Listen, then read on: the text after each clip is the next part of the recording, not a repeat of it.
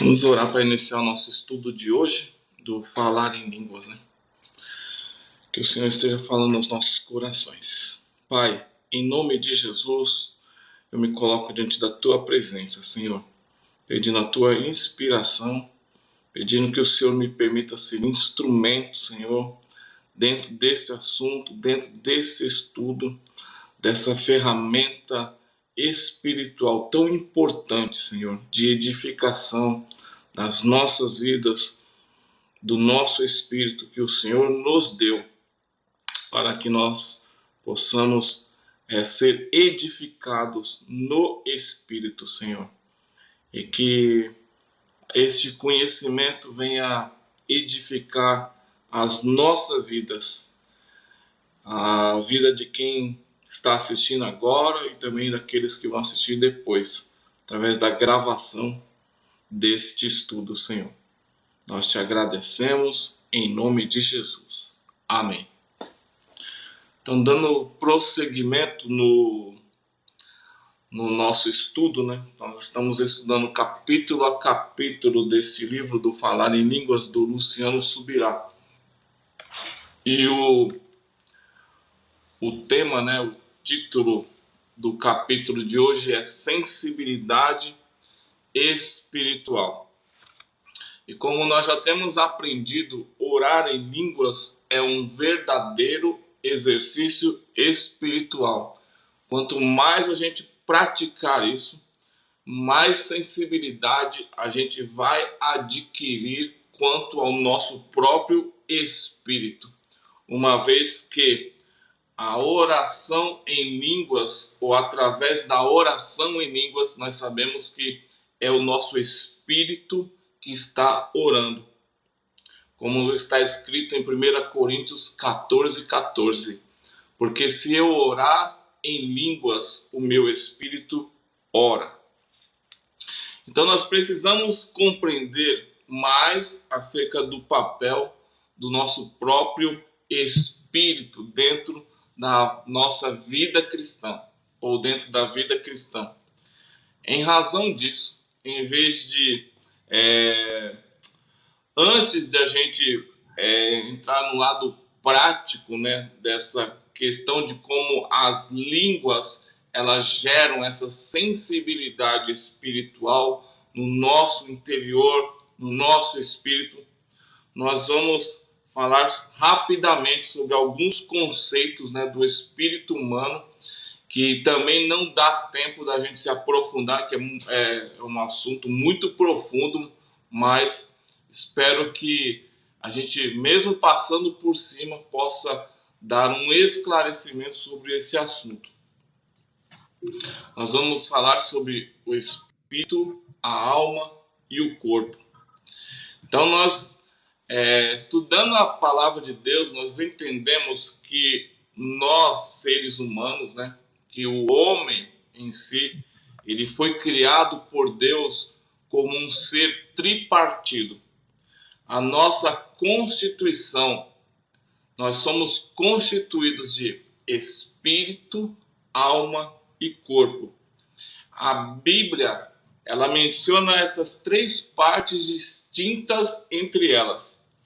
E elas se referem a essas partes quando falam do nosso ser inteiro, do nosso ser completo, da nossa plenitude. Nós somos espírito, somos alma e somos corpo. Em 1 Tessalonicenses 5:23 está escrito: e o próprio Deus de paz vos santifique completamente. Quer dizer, em tudo, né? E o vosso espírito e alma e corpo sejam plenamente conservados, irrepreensíveis para a vinda de nosso Senhor Jesus Cristo. Então, a gente atentando para o termo completamente, quer dizer, todo o nosso ser, o escritor aqui da Bíblia, para ele, a santificação completa é a conservação irrepreensível dessas três partes, tanto do espírito, quanto da alma quanto do corpo. E a Bíblia, ela faz uma clara distinção entre espírito e entre alma.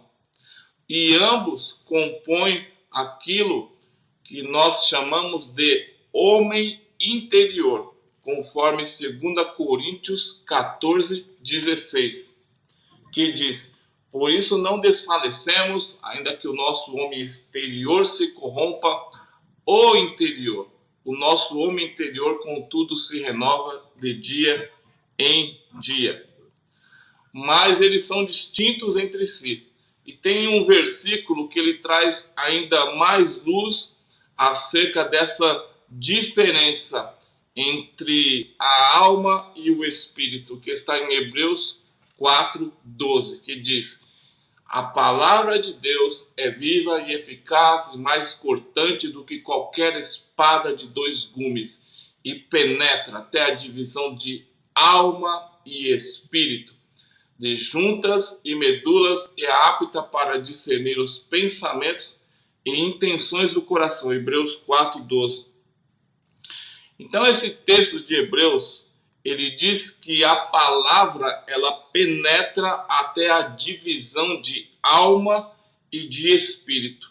Quer dizer que só aqui nós já conseguimos entender que a palavra de Deus está nos ensinando que existe uma divisão entre alma e espírito. Então, alma e espírito não são a mesma coisa. Contudo, apesar desta divisão, nos parece que esses dois eles estão muito próximos, que eles estão juntos. Tanto que só a palavra de Deus, como nós estamos vendo aqui, ela, como uma espada afiada, ela é capaz de separar a alma e o espírito. Então, na prática da vida cristã, na prática diária da vida cristã, a maioria dos cristãos sabe muito bem o quão é difícil separar o que é alma do que é espírito. Mas que eles são distintos, isso é um fato inegável pela palavra de Deus. E na Bíblia a gente lê que o novo nascimento, ele é o nascer do Espírito, conforme João 3:6. O que é nascido do Espírito é Espírito. Isso é algo que acontece instantaneamente por ocasião do novo nascimento. O nosso espírito nasce de novo. Contudo, escrevendo às pessoas que já haviam experimentado a salvação de Deus em seu espírito, Tiago 1:18, que diz: segundo a sua vontade, ele nos gerou pela palavra da verdade, para que fôssemos primícias das suas criaturas. E 1 Pedro 1:3, bendito Deus e Pai de nosso Senhor Jesus Cristo, que segundo a sua grande misericórdia, nos gerou de novo para uma viva esperança, pela ressurreição dos mortos, pela ressurreição de Jesus dentre os mortos. 1 Pedro 1:3. E Tiago, logo depois, ele fala, tanto Tiago como Pedro, eles falaram da salvação da alma, como algo que acontece posteriormente a esse nascimento do Espírito. Tiago 1:21. Pelo que? Opa, aconteceu alguma coisa aqui. Deixa eu ver. Tiago 1:21. Pelo que, despojando-vos de toda a impureza e de todo o vestígio do mal, recebei com mansidão a palavra que em vós implantada, a qual pode salvar as vossas almas. E 1 Pedro 1:19, alcançando o fim da vossa fé, a salvação das vossas almas. Então a gente vê aqui que a salvação da alma, ela acontece como um processo de restauração pela palavra de Deus. A salvação do Espírito acontece instantaneamente por ocasião do novo nascimento. Agora, se o espírito e a alma fossem uma coisa só, certamente não haveria essa distinção na forma como a redenção de Cristo alcança o espírito e alcança a alma. Então, o espírito, ele nasce de novo quando nós entregamos nossa vida a Jesus. E a nossa alma, ela precisa passar por um processo de transformação, que é a renovação da nossa mente através da palavra de Deus, que é algo, peraí, que está distinta da outra, tanto o espírito e a alma. E a alma, ela é renovada, né? Nós precisamos renovar a nossa alma, conforme lá Romanos 12:2. E não vos conformeis com este mundo, mas transformai-vos pela renovação da vossa mente. Sabemos que mente é na alma, né? Para que experimenteis qual seja a boa, agradável e perfeita vontade de Deus. Então, a nossa mente, a nossa alma, ela tem que experimentar essa renovação, né? E ela é renovada através da leitura, da palavra, oração. Aí nós vamos renovando a nossa mente, não nos conformando com este mundo. Santuário de Deus. Vocês não sabeis vós que sois o santuário de Deus e que o Espírito de Deus habita em vós? 1 Coríntios 3,16 fala isso. Então nós somos o santuário de Deus, como esse texto da palavra de Deus nos fala. Anteriormente, no passado, Deus ele ordenou que fosse construído para ele, né, um santuário, com detalhes que ele mesmo deu para o povo de Israel. E dando esse santuário, nessa visão para Moisés, o povo de Israel, ele fez o santuário de acordo com as descrições que Deus tinha dado para Moisés, que Moisés pediu para fazer esse santuário de acordo com o modelo que foi mostrado para ele no monte. E mais tarde, Salomão, ele construiu um templo majestoso, né? O templo de Salomão, que ia ficar em lugar dessa tenda do tabernáculo, porque o rei Davi, ele tinha no coração dele que ele não aceitava que Deus habitasse em tendas, então ele queria construir uma casa para Deus. Mas Deus não permitiu que Davi construísse e falou que o filho dele ia construir essa casa no lugar dele. Foi o que Salomão fez, construiu o templo, que é conhecido como o Templo de Salomão, né? Só que o povo de Israel, depois, quando ele foi conquistado pela Babilônia, esse templo ele foi queimado, foi demolido, e somente depois do regresso da nação de Israel, depois do exílio, que foi profetizado por Jeremias também, que iria demorar 70 anos, então depois desse período eles voltaram e reconstruíram o templo. Então esse templo foi reconstruído. O detalhe é que nessas 3 vezes, tanto no tabernáculo como no templo de Salomão e depois o templo que foi reconstruído depois do exílio, a direção que Deus tinha dado para Moisés para construir a casa de Deus também, Salomão, sempre teve 3 ambientes distintos, onde os sacerdotes eles serviam a Deus, que era o Santo dos Santos, o lugar santo e o átrio exterior. Então nós também podemos dizer que o santuário, né, que esse tabernáculo, santuário, que a casa de Deus também era tripartida. Ela tinha 3 partes. No Novo Testamento, nós vemos uma ênfase quanto ao santuário de Deus. Deixa eu ver as imagens que eu tenho aqui.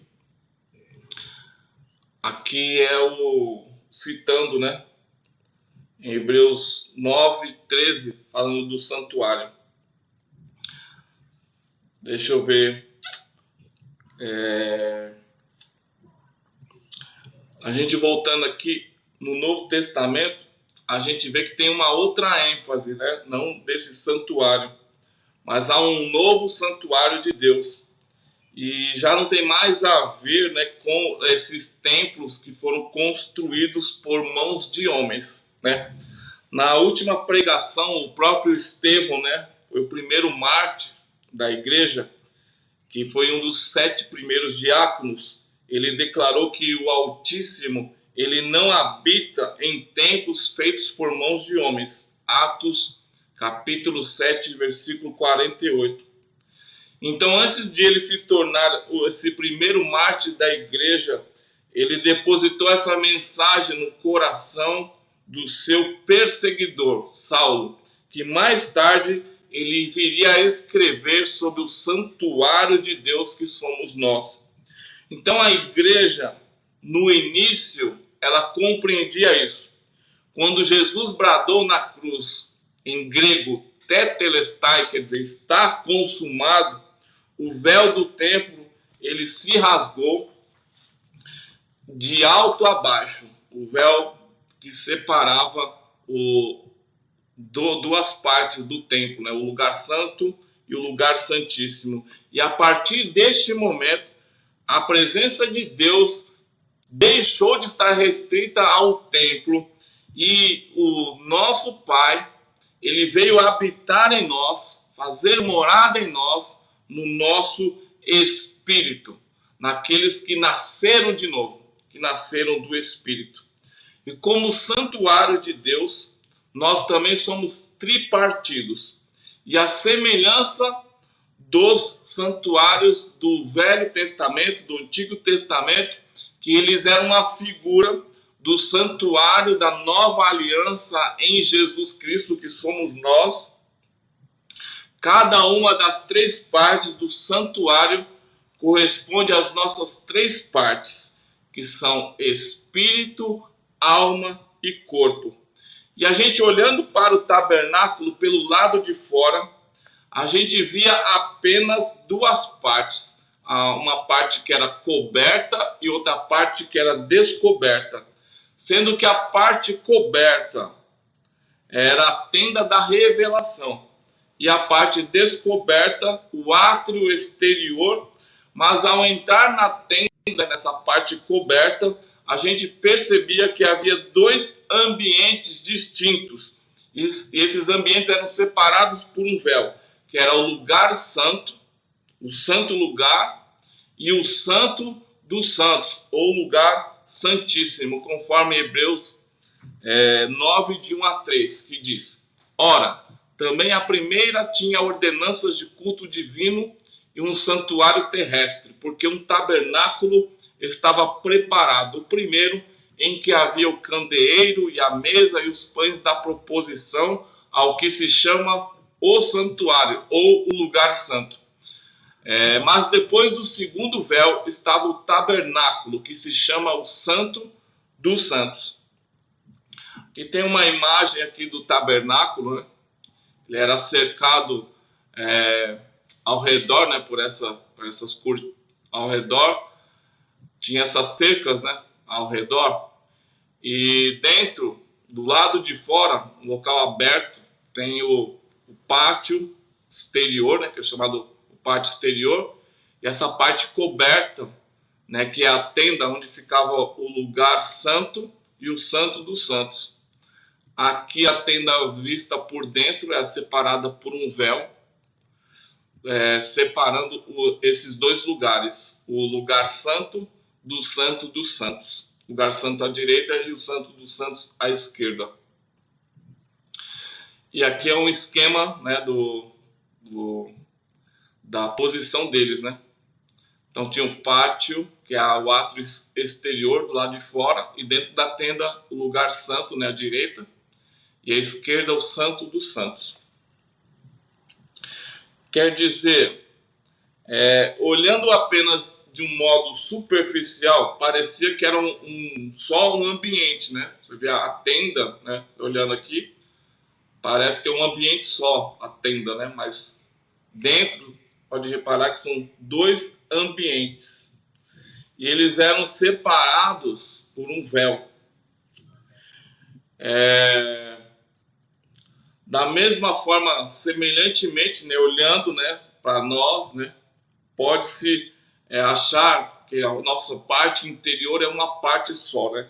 Mas se a gente prestar mais atenção e pelo que a palavra de Deus nos ensina, no nosso homem interior são duas partes, alma e espírito.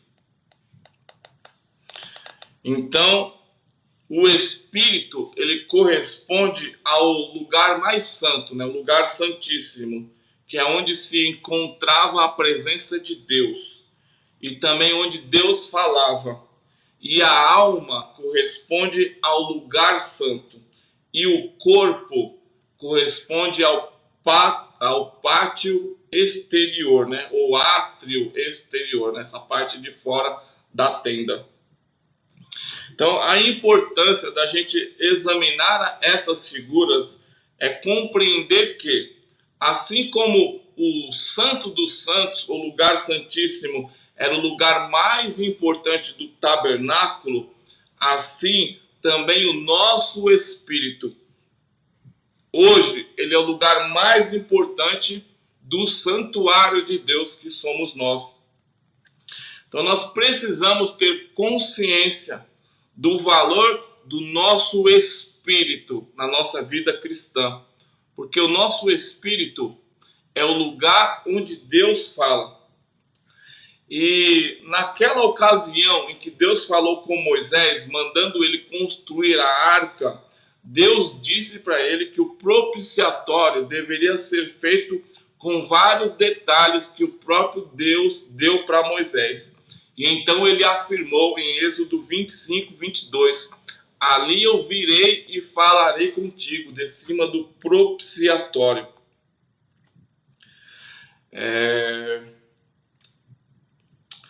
Então, o Santo dos Santos, o lugar santíssimo, que era o lugar onde ficava a arca, era o lugar que Deus falava. E hoje, na nova aliança, como é?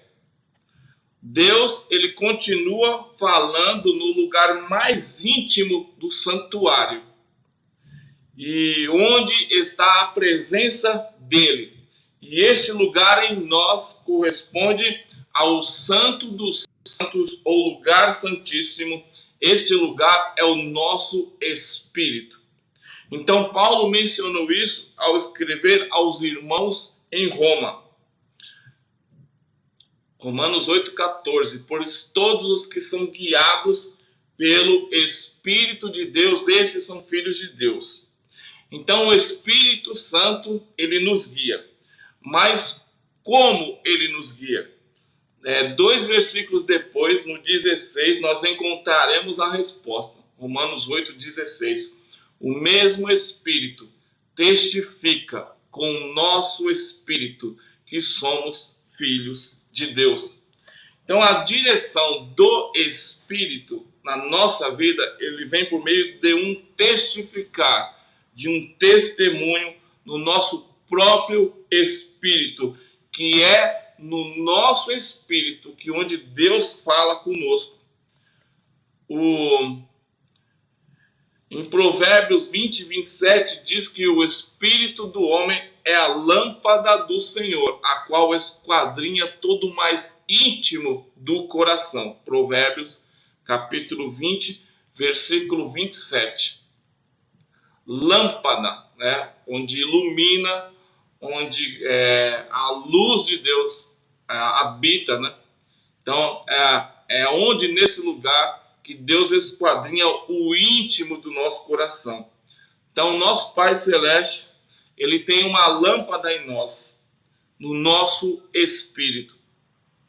Contudo, muitos de nós, por não desenvolvermos a sensibilidade do nosso próprio espírito, nós ficamos sem conseguir ouvir a voz de Deus. Muitas vezes Deus ele até quer falar conosco por meio de um testemunho interior, mas a gente nem sequer percebe que ele está querendo nos dirigir, que ele está querendo falar conosco. E é claro que Deus ele fala conosco de muitas maneiras, com com sonhos, visões, profecia e outras maneiras. Mas a forma mais comum de Deus falar conosco é mediante o testemunho do nosso próprio Espírito, que é esse lugar correspondente ao lugar santo. E isso aconteceu até com Jesus.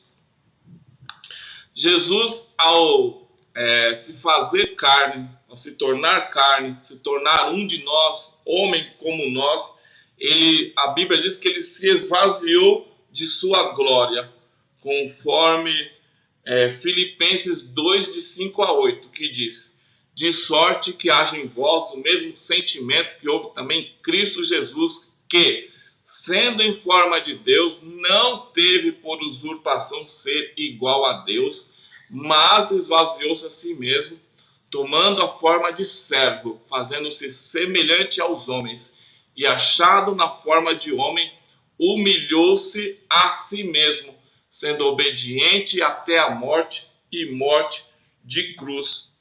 E ele se esvaziou da sua glória, se esvaziou de atributos da sua divindade, porque ele não podia estar em todos os lugares, né, que é a onipresença dele, porque ele estava limitado a um corpo. Ele não tinha conhecimento de todas as coisas, ele estava dependente do Espírito Santo, do que o Espírito de Deus revelava para ele, que ele estava limitado como homem. Ele não tinha todo o poder, né, por causa da sua limitação carnal também, porque ele se esvaziou dessa glória, né? Então, ele se limitou na questão da onipotência, da onisciência, da onipresença, né? Se tornando um de nós, né? Então, ele é uma pessoa, se esvaziou e se tornou como um de nós. Então, o que ele fez aqui na terra, ele realizou como homem, numa total dependência do Espírito de Deus que habitava nele. E é por isso que nós podemos imitar a Jesus. Se ele tivesse andado nessa terra como Deus, quer dizer, entenda, usando esses atributos da divindade, né, nós podemos, ficaria difícil, acredito que ele jamais poderia dizer que nós teríamos condições de fazer as mesmas obras que ele fez, porque ele as fez como homens. E ele não disse que nós faríamos as mesmas obras que ele fez, mas também disse que nós faríamos obras maiores do que ele, porque ele estava limitado ao corpo e ele tinha um tempo curto para realizar a sua missão, né? Então a igreja, durante esses mais de 2000 anos, vem realizando muito mais obras que Jesus realizou, exatamente porque o tempo dele foi limitado àqueles 3 anos do ministério dele terreno. E nós vemos que ele dependia totalmente do Espírito Santo. E sabe onde que o Espírito Santo falava com ele? No mesmo lugar que ele fala conosco hoje, no nosso espírito. Vamos ver no relato dos evangelhos. Marcos, capítulo 2, versículo 8. Mas Jesus logo percebeu em seu espírito que eles assim arrazoavam dentro de si, e perguntou-lhes: por que arrazoais desse modo em vossos corações?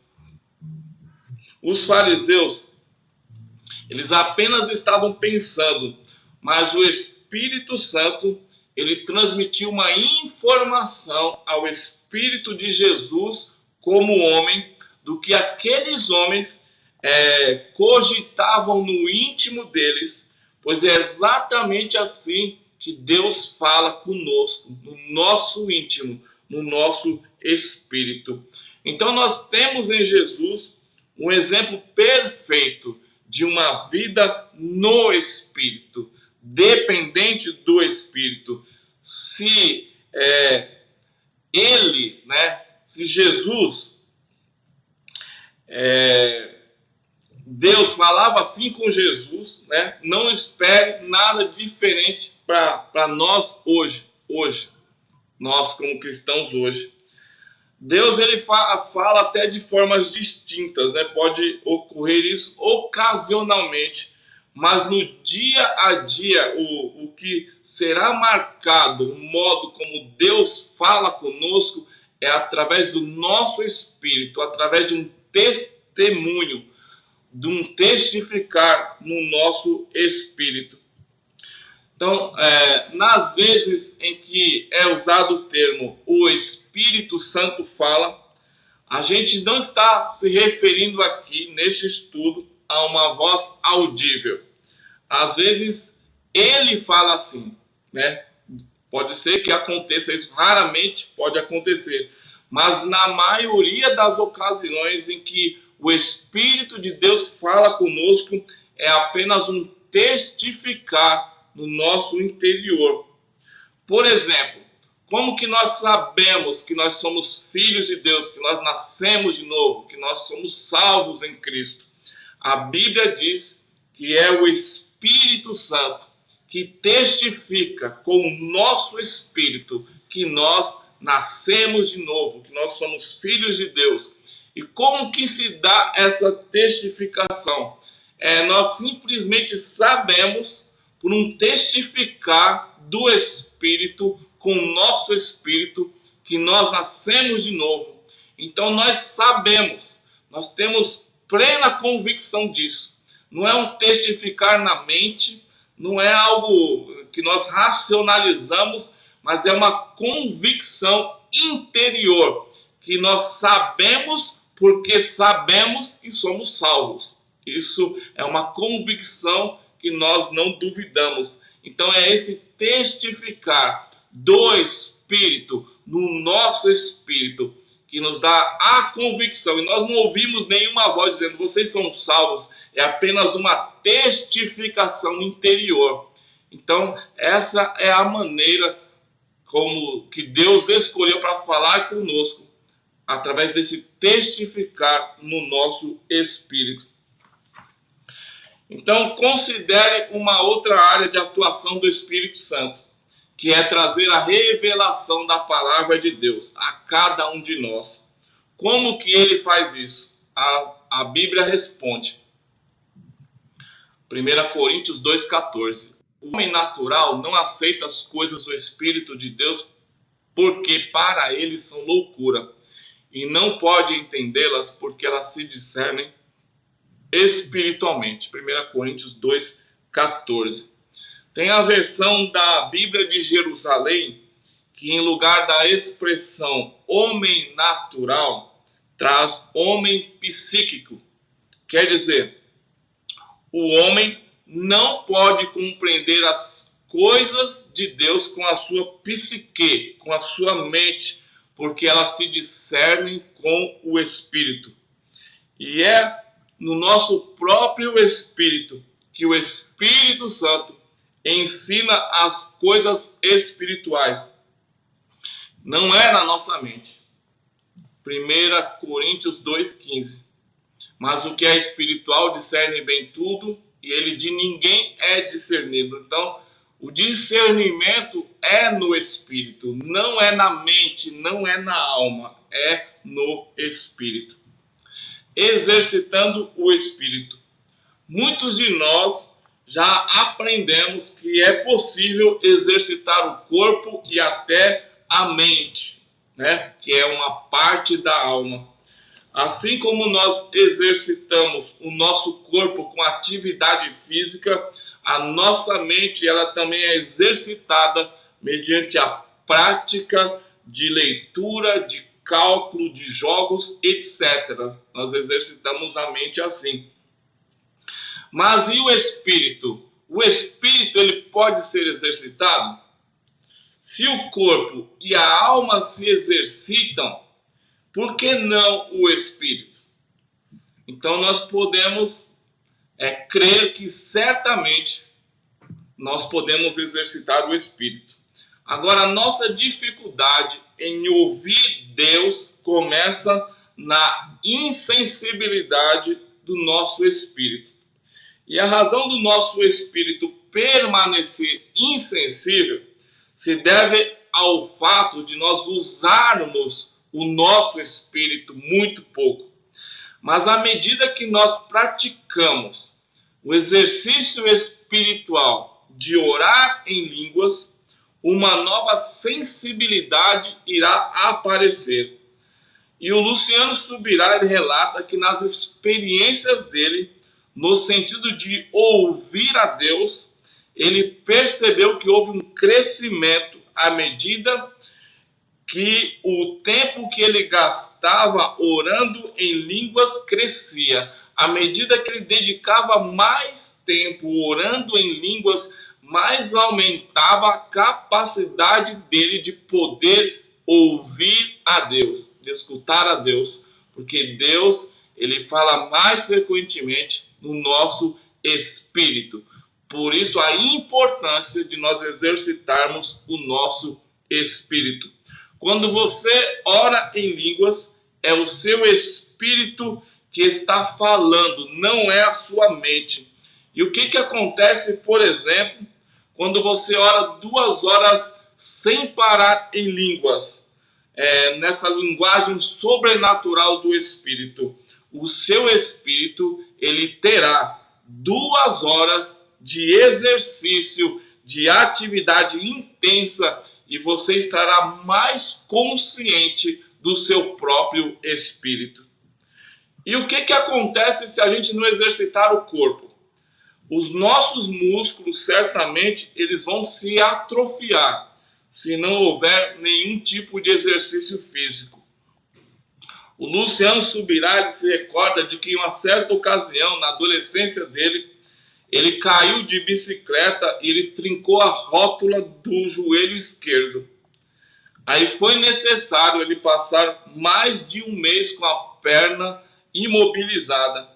E depois desse período, que a perna ficou imobilizada, quando o gesso foi retirado, a perna dele não dobrava.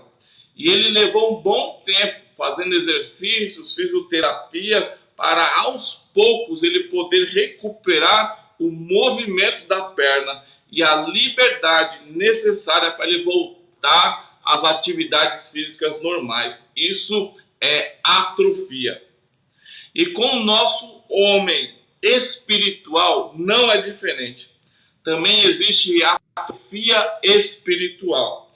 Assim como a diferença entre o físico de um atleta em constante preparo é gritante em relação ao de alguém que veio a ter atrofia, também no reino espiritual existem atletas espirituais em constante exercício do seu espírito, que gozam de uma boa forma no espírito, e há aqueles atrofiados, né, que não conseguem ouvir a Deus em nada, porque não exercitam o espírito. E pode ser que para muitos possa parecer estranho quando a gente fala de ouvir a Deus no nosso espírito, uma vez que na prática a gente não possui nenhum referencial do que exatamente é isso. Mas é a questão de que nunca exercitaram o seu espírito e de repente querem ser atletas espirituais. Ah, mas eu não consigo ouvir Deus. Exercite o seu espírito, que uma hora você vai ouvir Deus. Isso é difícil se você não exercitar o seu espírito, é difícil para você reconhecer esse testemunho, essa voz interior de Deus.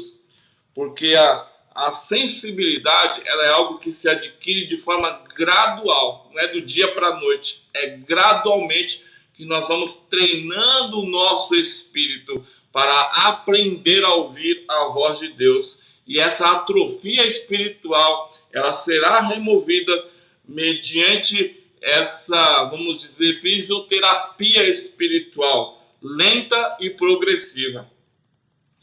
Às vezes, alguns irmãos perguntam para o Luciano Subirá o seguinte: como que ele consegue memorizar versículos e textos bíblicos como se fosse necessário aprender algum tipo de fórmula para ele decorar tantos versículos bíblicos. Mas a verdade relata que ele não se esforça para isso. O que ele faz, ele investe tempo na leitura, de modo que nesse exercício de ler bastante, aumenta a sua facilidade para memorizar aquilo que ele lê, porque ele está exercitando a sua mente, né? Então, isso acontece devido ao exercício contínuo dessa área. Ler bastante te ajuda a memorizar ou gravar mais textos, né? Você ter mais textos com facilidades na sua mente. Tem pessoas que têm grande habilidade com números, com cálculos, outras com certos jogos, com raciocínios, mas o fato é que com tempo e prática, cada um exercita a mente naquilo a que se dedica. No que você se dedicar a exercitar a sua mente, vai ter uma hora que você vai ficar muito bom naquilo. Com isso, nós podemos exemplificar que o nosso espírito não é diferente. Nós podemos tornar o nosso espírito mais sensível e consciente por meio da prática do falar em línguas. A leitura e a meditação da palavra de Deus também tem o seu lugar nessa questão de fortalecimento do espírito, porque a oração e a leitura da palavra são o alimento espiritual indispensável para ter boa saúde e vigor espiritual. Contudo, um atleta, ele não adquire um bom físico apenas se alimentando bem e tomando vitaminas. É necessário combinar a alimentação com um exercício. Então, semelhantemente, nós devemos alimentar muito, né, através da leitura da palavra, da oração, mas também exercitar o nosso espírito. Em oração também, mas orando no espírito, nós estamos exercitando diretamente o nosso espírito. Refrigério espiritual. Quando estamos falando em línguas, o nosso espírito está em plena atividade e, além de exercitar, está também sendo ministrado por Deus, o que o ajuda a se tornar mais consciente de Deus e do agir de Deus. Então, há momento em que nós provaremos de um grande refrigério espiritual, o que nos fará compreender melhor o que é o nosso espírito. Aqui relata uma história do Thomas Wilkins, que aos 13 anos de idade, o ano foi 1957, ele subia em um monte com um primo dele no Parque da Sequoia, no estado da Califórnia, nos Estados Unidos. E em certo momento, eu vou ler aqui o relato dele, ele escorregou e veio a cair em certa planta, conhecida naquele lugar como yucca. Sentiu quando as pontas espinhosas das folhas espetaram um dos joelhos dele, vindo a perder imediatamente o uso da perna. Logo, dores terríveis começaram a envolver ele, mas como ele estivesse mais perto do topo, ele julgou que era mais prudente ele terminar de subir do que descer. Então, chegando ao topo, né, do monte, ele se encostou em uma pedra, tendo diante de si uma pirambeira. Ele percebeu que as dores aumentaram e parecia que todo o corpo estava sentindo espetadas que iam se intensificando cada vez mais, até que o estômago e a visão começaram a girar, enquanto os olhos dele foram se escurecendo. Nesse instante, ele tentou pedir socorro para o primo dele, mas ele não conseguia falar nada, porque o corpo dele tinha sido afetado pelo veneno da planta e ele se encontrava totalmente paralisado. Foi nessa hora que ele decidiu orar a Deus, clamando por uma intervenção divina. Só que apesar de ele não ter perdido a consciência e nem a memória, a sua mente se encontrava impossibilitada até mesmo de articular pensamentos, como se algo a estivesse paralisando e estivesse com a mente confusa. Então lhe ocorreu que a Bíblia diz que ao orarmos em línguas, o nosso espírito ora, enquanto a mente fica infrutífera. E assim ele apelou para o uso dessa linguagem sobrenatural de oração do Espírito Santo. Então ele começou a orar interiormente em línguas. E ele, enquanto ele conservava viva, ele conserva viva na memória, ainda hoje, a lembrança do que aquele momento representou. Ele chega-se a emocionar ao perceber que as línguas, elas fluíam desimpedidamente do seu espírito, enquanto a mente, ela nem sequer conseguia funcionar, mas no espírito as línguas fluíam, né, muito bem. Enquanto ele orava no espírito dessa maneira, ele ouviu uma voz que o mandou ele caminhar para tomar o passo. E a princípio ele relutou, ele continuou a orar, porque ele achava que ele não iria conseguir dar um passo justamente com a perna que estava ferida. Foi então que tudo escureceu completamente. Ele notou que ele estava prestes a cair. E naquela hora, aquela voz lhe falou pela segunda vez para que ele tomasse o passo. E ele obedeceu essa ordem. E apesar da paralisia, a perna dele respondeu ao comando dele. Ele caminhou até próximo do primo dele, onde ele se deitou e permaneceu orando em línguas. Então logo uma sensação de refrigério começou no corpo dele, que até então parecia que o corpo dele inteiro ardia em febre. E esse refrigério, ele começou do topo da cabeça e foi em direção aos pés. Esse refrigério foi descendo como uma linha, como se fosse descendo. E à medida que ia descendo, quando começou em cima, a mente dele voltou ao normal. Ao passar pelos olhos, a visão dele foi restaurada. À medida que descia, o corpo ia sendo curado, né? Quando chegou pela boca, né, a voz dele se tornou audível. E continuou descendo, e à medida que ia descendo, o corpo ia sendo curado. E chegando aos pés, ele se encontrava totalmente curado. E então ele pôde descer do monte sem precisar de ajuda de ninguém. Glória a Deus. Deus operou um milagre na vida dele pela oração em línguas. E após ter concluído esse relato aqui para o Luciano Subirá perguntou para ele, para esse pastor, o que essa experiência significou para ele. E a resposta dele foi citar o profeta Isaías.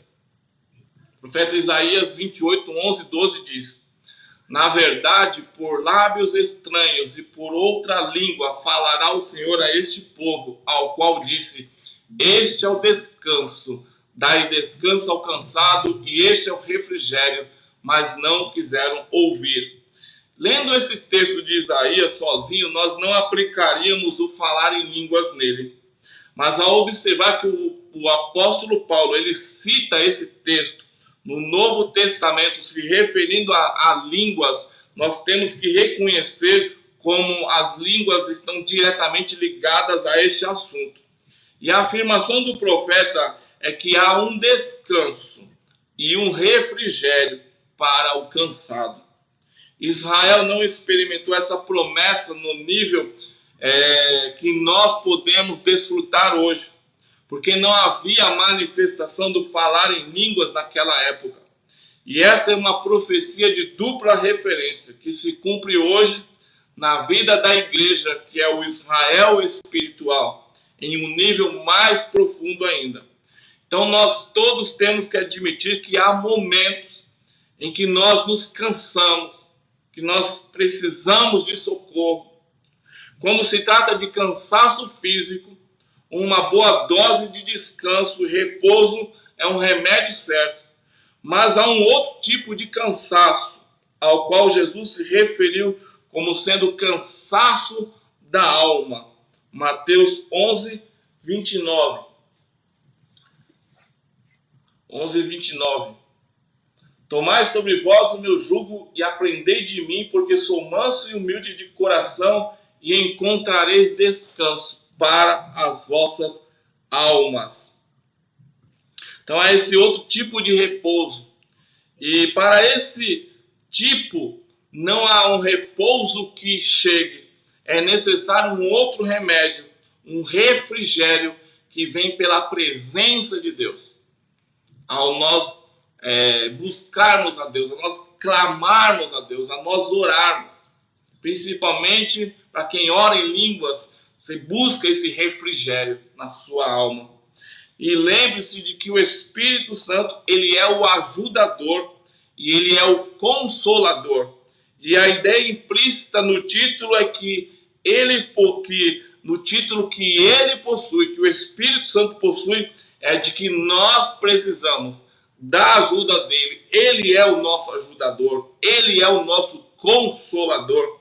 Não só no sentido de nós realizarmos uma sociedade, uma parceria com ele na obra de Deus, mas também e principalmente nos momentos onde nós nos encontramos fracos, abatidos, impotentes, precisando de ajuda.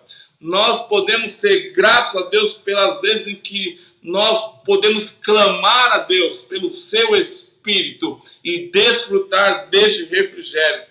Tem épocas que a gente pode sentir aquele impulso de Elias, da gente ir e querer se esconder numa caverna e achar que já acabou tudo. Mas se nós clamarmos a Deus, Deus com o seu Espírito, ele nos manda o refrigério, ele vem nos consolar. Aleluia! E graças a Deus que ele nos deu essa ferramenta de ajuda, que é o falar em línguas, permitindo que o Espírito Santo ore através de nós, nos trazendo o descanso que só o Espírito Santo pode nos trazer. Porque há um desgaste na batalha, não existe super-herói espiritual.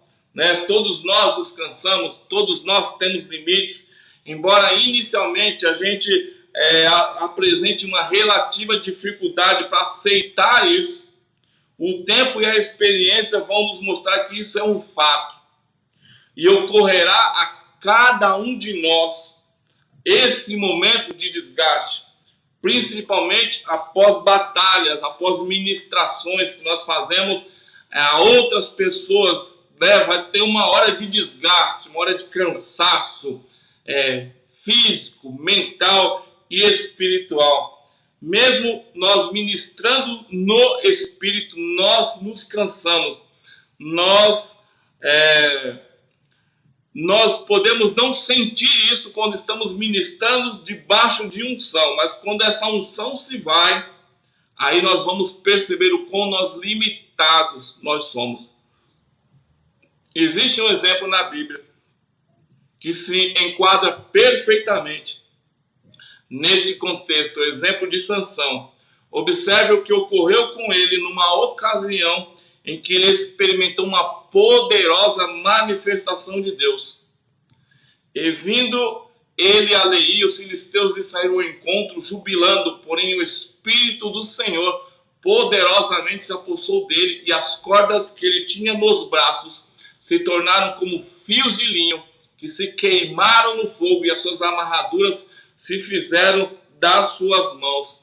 É importante lembrar que Sansão ele não possuía nenhuma força descomunal, a não ser quando o Espírito de Deus, né?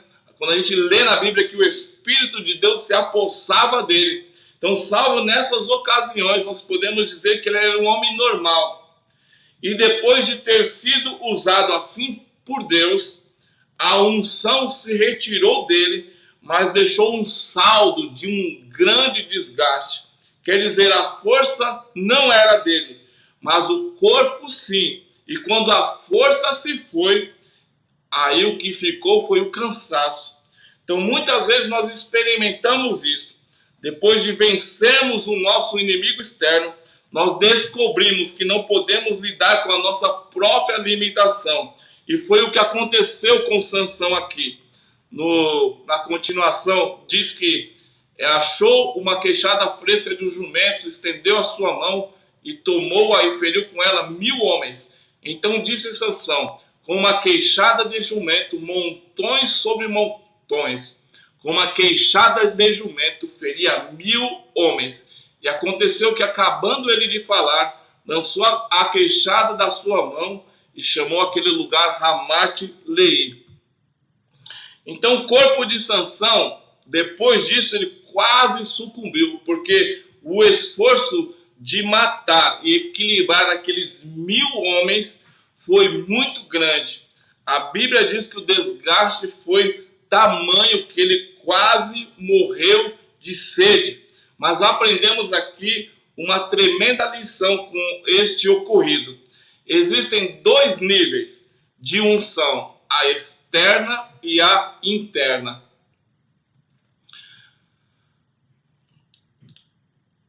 Faltou ler esse texto aqui anterior. Ele clamou ao Senhor e disse: pela mão do teu servo tu deste essa grande salvação, morrerei eu, pois agora de sede cairei nas mãos desses incircuncisos. Então Deus fendeu uma cavidade que estava na queixada e saiu dela água. E bebeu, recobrou o seu espírito e reanimou-se. Por isso chamou aquele lugar a fonte do que clama, que está em Leí até o dia de hoje. Então ele teve essa grande sede. E a gente aprende que há esses 2 níveis de unção, a externa e a interna. A unção externa é aquela em que o Espírito Santo vem sobre nós. Esse tipo de unção nos leva a fazer alguma coisa para Deus. Jesus disse: o Espírito do Senhor está sobre mim, pelo que me ungiu para. E então aí se segue uma lista das coisas que essa unção sobre Jesus o levaria a fazer para Deus. Lucas 4:18. E a unção interna é aquela em que o Espírito Santo flui em nós, do lado de dentro. Esse tipo de unção está relacionado com o que Deus faz por nós. E o apóstolo João escreveu em sua epístola acerca desta unção que recebemos do Santo, que permanece em nós e nos ensina todas as coisas. 1 João 2:27. Então, resumindo, com um tipo de unção, nós fazemos algo para Deus. Com o outro, Deus faz algo em nós, para nós. Sansão descobriu que experimentar somente a unção externa e vencer o inimigo não é suficiente. Pois para vencer o desgaste da batalha, quer dizer, a sede quase matou Sansão, é preciso de uma fonte. E isso é o que fala da unção interior que refrigera. A fonte do que clama. Então a fonte que Deus abriu ganhou um nome em Acore e significa a fonte do que clama. Pois foi em oração que Sansão alcançou essa fonte, clamando a Deus para que ele não morresse de sede. Semelhantemente, cada um de nós também precisa dessa fonte, que só se experimenta mediante oração, mediante clamar em oração. Se você está passando por um momento difícil, um momento que você acha que não tem mais jeito, que as suas forças já foram, que você vai morrer, clame por Deus, que Ele tem uma fonte para refrigerar a sua alma, para matar a tua sede, a nossa sede, nesse momento em que nós nos encontramos cansados da batalha. E uma das figuras do Espírito Santo na Bíblia é de uma fonte. Ora, no último dia, o grande dia da festa, Jesus pôs-se em pé e clamou, dizendo: se alguém tem sede, venha a mim e beba. Quem crê em mim, como diz a Escritura, do seu interior correrão rios de água viva. Ora, isto ele disse a respeito do Espírito que haviam de receber os que nele crescem, pois o Espírito ainda não fora dado, porque Jesus ainda não tinha sido glorificado. João, capítulo 7, de 37 a 39. Então nós somos convidados por Jesus a beber de uma fonte que sacia nossa sede. E essa fonte, ela é o bendito Espírito Santo. E observe esse detalhe, ela flui do nosso interior. Então não é nada mais, nada menos que esta unção interior. Então Deus abriu essa fonte em Leí porque Sansão orou, porque Sansão clamou. E ele vai abrir nas nossas vidas quando nós orarmos, quando nós estivermos nessa situação de quase desfalecermos, nós clamarmos por Deus. Deus, não permita que a gente morra, nos socorra, Senhor. Mas se nós orarmos em línguas, nós não só experimentaremos o mesmo que Sansão, encontrando alento e refrigério, mas também nós nos enquadraremos na profecia de Isaías, que relaciona o falar em línguas com descanso e refrigério. E mais, Jesus falou sobre um saciar de sede, bebendo de um rio que jorra do íntimo de cada um de nós. E a Bíblia diz que a água flui do nosso interior. E nós podemos perguntar, por onde jorra essa água? Jorra pelos nossos lábios, quando nós falamos em línguas. E essa linguagem sobrenatural de oração no Espírito Santo é a única coisa na nossa vida cristã que é toda do Espírito Santo, né? Que é do nosso interior, que flui do Espírito Santo. Então isso flui por nossas bocas e isso sacia a nossa sede. Então, concluindo aqui, se exercite pacientemente o seu espírito, exercite pacientemente o seu espírito, dia após dia, diariamente, mediante a prática do falar em línguas, e as mudanças irão se manifestar na minha vida, na sua vida, e somado a essas mudanças, sempre que necessário, virá também um refrigério espiritual para saciar a nossa sede, para nos aliviar de batalhas que nós enfrentamos no dia a dia. Que Deus abençoe a todos. Nós encerramos esse estudo hoje. Espero que contribua de alguma forma para te trazer edificação espiritual, para te ajudar durante as batalhas, te trazendo refrigério espiritual, buscando clamar a Deus. E possível, né? Quem tem o dom de línguas, orar em línguas, e quem não tem, busque ter, mas não deixe de alimentar o seu espírito, exercitar o seu espírito, orando em todo o tempo, buscando a Deus através da leitura da palavra de Deus. O nosso próximo estudo, que é sobre mais um benefício do falar em línguas, que nós vamos estudar daqui a 15 dias, porque na próxima semana nós vamos estar retornando no estudo de oração intercessória, né? Estamos intercalando a cada segunda-feira. Então, o próximo benefício do falar em línguas é vencendo a carne. Então, que Deus abençoe a todos. Vou encerrar aqui.